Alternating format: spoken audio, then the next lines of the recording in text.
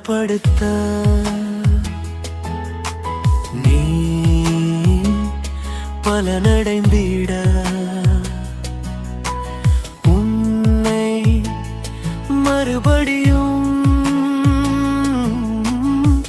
பலத்தில் நிரப்ப பலத்தால் இடை கட்ட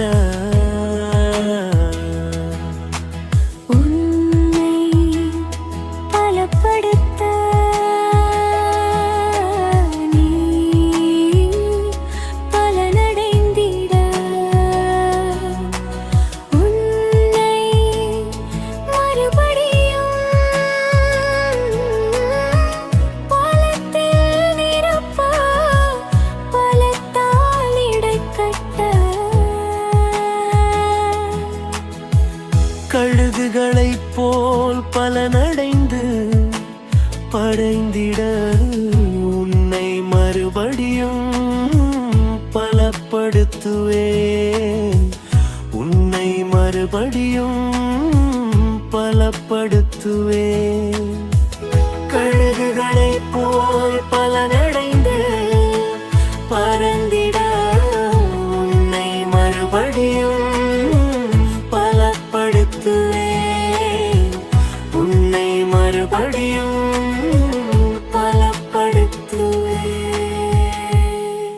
இன்றைக்கு நீங்கள் ஆவியிலே பலப்படும்படியாய் ஒரு காரியத்தை நீங்க ஆண்டவர் உங்களோடு பேசுறாரு. 2 கொரிந்தியர் 6:16 சொல்லுகிறது, தேவனுடைய ஆலயத்துக்கும் விக்கிரகங்களுக்கும் சம்பந்தம் ஏது?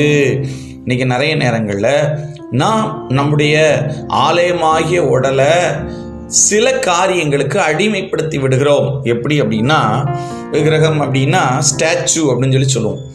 ஒருவேளை இயேசுவை நான் நம்புகிறேன்,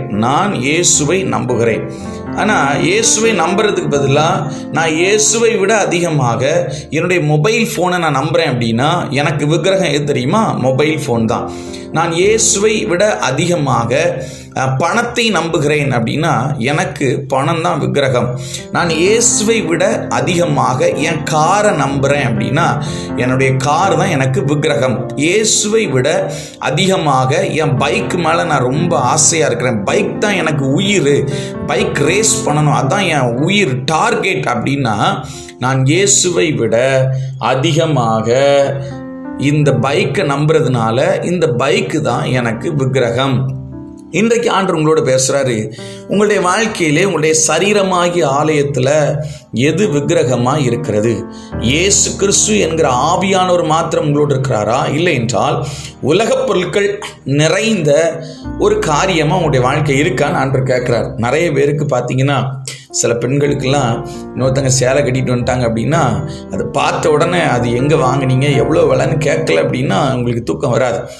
ஆண்களுக்கு எப்படின்னா வாட்ச் மேலே ஒரு பெரிய இன்ட்ரெஸ்ட், இன்னும் பார்த்தீங்கன்னா பைக் மேலே, கார் மேலே, இன்னும் நிறைய காரியத்தின் மேலே அவங்களுக்கு ஒரு பெரிய அலாதி பிரியம். அது அவங்களுடைய வாழ்க்கையில் இயேசுவை விட முக்கியமாக போயிடுது. அதுதான் விக்கிரகம், ஸ்டாச்சு அப்படிங்கிறாங்க. இன்னைக்கு ஆண்டவர் உங்களோட பேசிட்டு இருக்கிறாரு, நீங்கள் எதை உங்களுடைய ஸ்டாச்சுவாக வச்சிருக்கிறீங்க? இன்னைக்கு பரிசுத்தாவியை விட்டுட்டு நிறைய விஷயத்தை நாம் வைத்திருக்கிறோம். பரிசுத்தாவியை விட்டுட்டு மற்ற காரியத்துல எல்லாம் கான்சன்ட்ரேட் பண்றோம். பரிசுத்தாவியானவராகிய இயேசு கிறிஸ்துவை விட்டுட்டு, அவருடைய அன்பை விட்டுட்டு, ரட்சிப்பை விட்டுட்டு, மனம் திரும்புதலை விட்டுட்டு வேற விஷயத்தெல்லாம் கான்சன்ட்ரேட் பண்றோம். பாருங்களேன், சில விஷயங்கள் இப்படி செஞ்சா ஆமா ஆண்டவர் சரி பண்ணிடுவாரு, இந்த காரியத்தை செஞ்சா ஆண்டவர் சரி பண்ணிடுவாரு, இதை பண்ணினா சரி பண்ணிடுவாரு, ஆமா இதை அவருக்கு போட்டுட்டோம் அப்படின்னா சரியாயிரும், இதை அவருக்கு அப்படி கொடுத்துட்டோம் அப்படின்னா சரியாயிரும், இதை அப்படி பற்ற வச்சுட்டோம்னா சரியாயிரும், இதை அப்படி போட்டுட்டோம்னா சரியாயிரும் அப்படின்னு சொல்லி ஒரு விக்கிரகத்துக்கு எப்படி ப்ரெசன்டேஷன் பண்றோமோ அதற்கு பாருங்க, ஒரு மொபைல் ஃபோன் வச்சிருக்கோம்னா எப்பவும் சார்ஜ் போட்டுக்கிட்டே இருக்கும். ஆமாம், சார்ஜ் போடணும். சார்ஜ் இல்லைன்னா அங்கே ஹார்ட்டு அப்படி பீட் கம்மியாயிரும் நமக்கு. ஸோ அதே போல் உலகத்துக்குண்டான விக்கிரகம் போன்ற நீங்கள் வைத்திருக்கிற காரியத்திற்கு எப்போவுமே உயிர் கொடுத்துக்கிட்டே இருக்கிறீங்க. ஆனால் ஆண்டவருக்கு உயிர் கொடுக்கீங்களா அப்படின்னு ஒரு கேள்வி இன்னைக்கு ஆண்டவர் உங்களை பார்த்து கேட்குறாரு. ஆண்டுடைய வார்த்தையை உங்களுடைய இருதயத்துக்குள்ளே சார்ஜ் பண்ணுறீங்களா? ஆண்டுடைய பிரசன்னத்தை உங்கள் இருதயத்துக்குள்ளே சார்ஜ் பண்ணுறீங்களா? ஆண்டுடைய நாமத்தை நீங்கள் மகிமைப்படுத்தி உங்கள் இருதயத்தை களிப்பும் பூரிப்பும் ஆனந்த மகிமையுமாய் நீங்கள் மாத்துறீங்களா அப்படின்னு சொல்லி ஆண்டவர் கேட்குறாரு உங்களை பார்த்து. மாற்றலை அப்படின்னா இன்றைக்கு மாறுங்கள்னு ஏசப்பா சொல்கிறார். உங்களால் மாற்ற முடியலை, சில விஷயங்கள்லேருந்து வெளியே வர முடியல, சில காரியங்களை என்னால் மாற்ற முடியல, இன்றைக்கி ஆண்டவர்கிட்ட ஒப்பு கொடுங்க. ஆண்டவரே, இந்த நாட்கள் என் வாழ்க்கையில் நான் எதெல்லாம் என்னை உம்மை விட பெருசு அப்படின்னு சொல்லிட்டு எதெல்லாம் வச்சுருக்கணும், இயேசுவை விட எனக்கு இதாங்க பெருசு. சில பேர் சொல்லுவாங்க இயேசு வேணும் இதுவும் வேணும். இயேசுவா உலகமா அப்படின்னு கேட்டால் உங்களுடைய வார்த்தை ஒரே வார்த்தை இயேசுங்கிற மட்டும்தான் இருக்கணும்.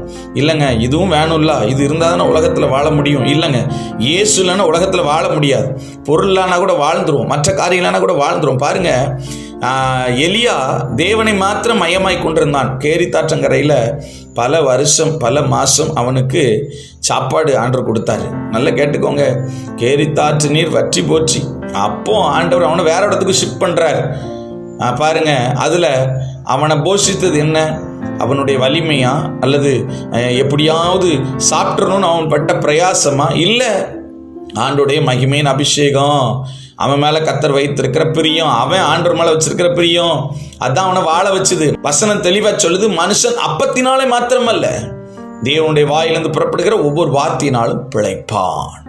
இன்னைக்கு உங்களுடைய வாழ்க்கையில நீங்கள் எதை முன்பதாக வைத்திருக்கிறீர்கள்? தொடர்ந்து நாளை தினமும் இதே போல இன்னொரு மகிமையின் வார்த்தையை பலப்படுவதற்கு ஆண்டவர் உங்களோடு பேச விரும்புகிறார். தொடர்ந்து கேளுங்க. கர்த்தர் உங்களை ஆசீர்வதிப்பார். God bless you.